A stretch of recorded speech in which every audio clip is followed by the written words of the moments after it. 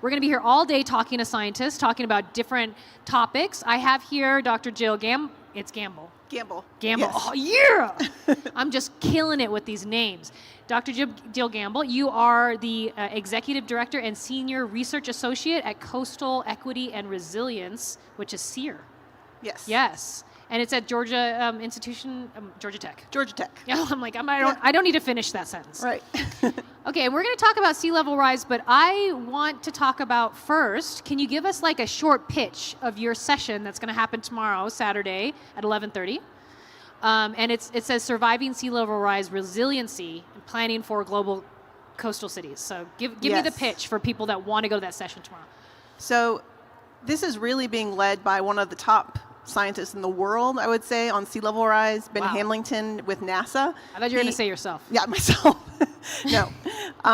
And he is very involved in the IPCC projections for sea level rise, national climate assessment projections, and is very aware that science on its own isn't going to be enough in dealing with sea level rise, that we also need to have the perspectives of local governments, of people who are dealing with the impacts. And so this session is trying to bridge that, bring together the latest that we know from the scientific perspective, but also thinking about the challenges of the lived experiences with sea level rise.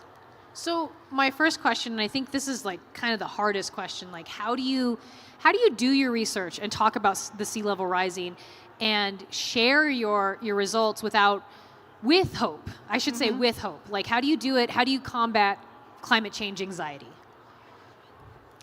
I think for me, the part that gives me hope, and that I hope is conveyed in the work that I'm doing, is that it really is a coalition of people in local communities. I work more at the local level than from a university perspective or from a national level, and so we have people who are dealing with environmental justices, working together with academics, with municipalities, and there's just the sweet spot of bringing together all these different forms of knowledge and experiences to try to think about such a complex challenge as climate change, and so that gives me hope. I think that working together, who knows what we can accomplish.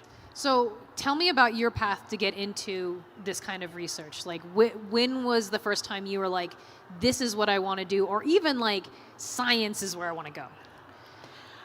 It was kind of late. I did my undergrad in Wales in philosophy, and then wait, whale philosophy? Wales, no, the country of Wales. Okay.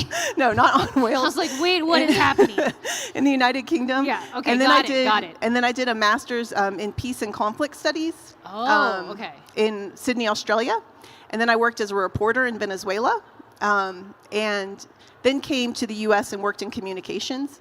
And as I started to work on climate change issues and sea level rise, I saw a lot of the conflict a lot of the conflict resolution issues that I've been studying at the international level, kind of happening at the local level. And so it was through that it kind of brought together all these different interests, and ended up going forward with my PhD in geography and integrative conservation.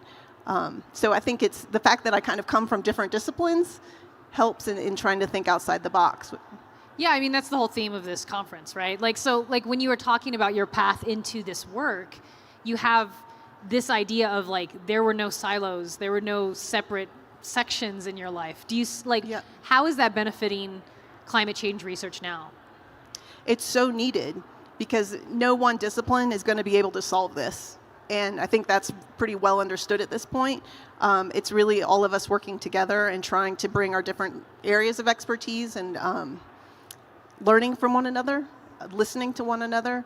And so I think that's given me at least a foundation to move forward in collaborating with people who have maybe different backgrounds and experiences than I do. Yeah, and I think this might be an obvious question, but maybe not for everybody. Like, what is the current situation when we're talking about sea level rise? Like, can you kind of paint the picture of what's happening right now? Where are we at right now? So I live in Savannah, Georgia. We're seeing a lot more recurrent flooding year in, year out throughout the Southeast. We're also seeing higher levels when a hurricane comes of storm surge. And we're seeing a lot more challenges to our infrastructure system. So our septic systems are starting to fail, stormwater systems are failing, roads are being flooded, and local governments are really trying to figure this out. This is happening often in the Southeast without a lot of direct involvement from the state government. And so it really is, a lot of burden is falling on the local government to try to figure out what resources are out there. At the same time, we're seeing a tremendous amount of investment happening at the federal level in climate change. But it is really challenging if you're a local community and you're seeing, NOAA's having funding, EPA's having funding, how to access that. Everyone has their different application process. Everyone has their different criteria that they're requiring. They have their different tools dealing with sea level rise. And so it is really challenging parsing through all of that if you're a local decision maker. So what would be then your suggestion? Like what is the way to move forward to kind of, one, mitigate, and then two, let's be like super hopeful and like let's be like super ambitious, like President Yamamoto said, like what are these like big risky things we can do? At the federal level, we need to see a ton more collaboration. I don't know if you all are seeing that as well, the need for that with sea level rise and climate change, but we need, there's sort of, the federal agencies are set up to compete against one another in some ways, and we need to see a little bit more collaboration amongst them, not duplicating tools, communicating a bit more with each other. If there's, funding opportunities, having a little bit more consistency across application processes. And then also, I think when I work a lot on environmental justice, we have, tremendous amount, once in a generation funding coming down through the Justice 40 initiative, but I'm not seeing that it's going to really meet the needs of the communities. It's very hard to access. There's gaps within the funding where some of the smaller communities are not going to be able to access it in the rural communities. So I think, again, just more coordination amongst the federal agencies and a lot more elevating the local community voices within developing, how this funding gets distributed would really help. I am ignorant. What do you do with the funding once you get it? Well, it really depends on the project. I mean, I think what I'm seeing right now with particularly the Justice 40 funding that's intended to kind of help underserved, disadvantaged communities deal with climate change, it's being distributed using the same processes that kind of created these inequities. And so, it's where you're going to have universities getting a ton of the funding. You're going to have institutions getting a ton of the funding, not necessarily, organizations that serve these communities. And so the projects that come out of that are really going to depend upon who sort of has the power within that. Is it a university where they're going to be, doing research that maybe is going to benefit the academic, and they say it's contributing to the resilience of the community, but how much so, kind of remains to be seen? Or are you going to give it to those that are closest to the problem, who really have that local knowledge and may have the most innovation in thinking about how to solve it because they live with it every day? Are there places that are doing things well, like a university that once they get the money, they know to invest it or communicate with the community? I'd like to think that we're trying to do it well in the program that I'm leading, where we really are trying to pass through the funding. We realize that if you're a small nonprofit working in a disadvantaged community, you may not have the capacity to apply for these big grants. So we'll help in applying, but we're not going to take, a huge amount of overhead off the top. We're not going to, try to take the bulk of the budget. We're really just passing it through, adding capacity. But, and also the ideas that go into the proposal are the community's ideas, not necessarily what the scientists want to do. Is there something, like I said earlier, about like a big risky idea, something that is like out there but you think might be the way future? Have you heard something like that as you're going through this kind of these programs? I mean, as this may not sound what I'm describing as innovative, but it is fairly unusual within academia and within federal agencies in really giving those that are the most impacted and the most vulnerable the power And so that is one in itself. There's a lot of energy right now going towards nature-based solutions. So that's another, option. But again, if you're coming from a community that's impacted by pollution and contamination, sometimes nature-based solutions can actually exacerbate some of those problems. Can you give me an example of what a nature-based solution is? Green infrastructure, using kind of nature, dunes or rain gardens or bioswales to help with the kind of traditional gray infrastructure. And so, if you're designing these things, they have a tremendous amount of potential, so many co-benefits to health and to quality of life.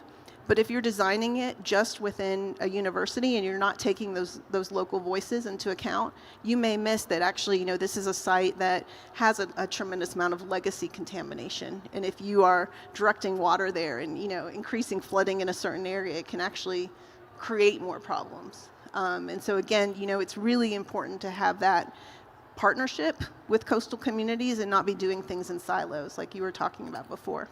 Can you, so for this is my last question before we go, can you give an example of like a program that you're working on right now from like kind of almost start to finish, like that it's like doing well, that like how is it running?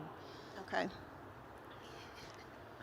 I think one example of a partnership that we have, and I wouldn't say that it's to the finish. Yeah, no. Because so many of these problems are really extracted. Yeah.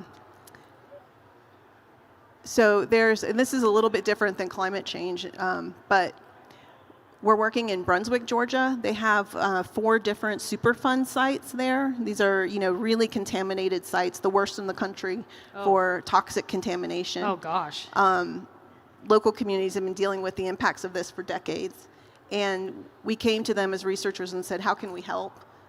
They wanted to study their own blood to know, do they have, some of this contamination within their bodies? That was the first step that they wanted to take. The next step would be figure out where is it coming from? How is it entering their bodies? But the first thing they wanted to know is, are we being impacted? Wow. And so we did that. It required a lot of trust. When you talk about, this is mostly,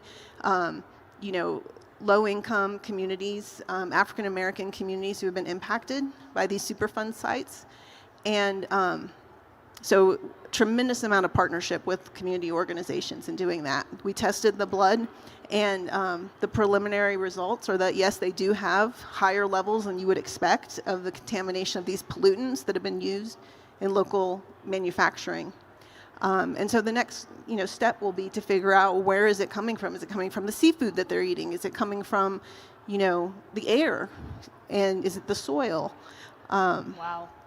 And so that's one where we're starting to see results. The end goal will be that making the responsible parties accountable. But in order to do that, they have to have the data. Mm-hmm. And so we're working with them to try to provide that knowledge and information so they can, advocate for their own communities. Wow, that's fascinating. I think I'm gonna check our time. I think that is our time. But okay. I learned so much. I mean, I'm gonna let you I'm gonna ask one last thing. Sure. I did ask about hopeful, but what is like the next kind of step? Do you think is the next advance in this kind of like combating, mitigating sea level rise, or just getting money and resources to people that need it? Like, what is the next step?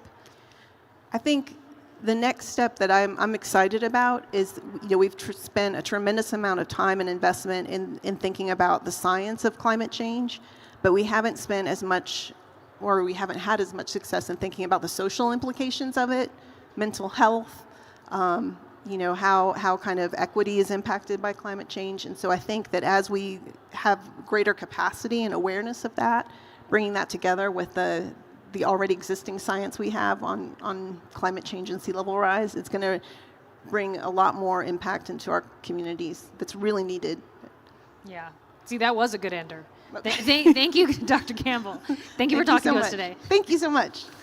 All right.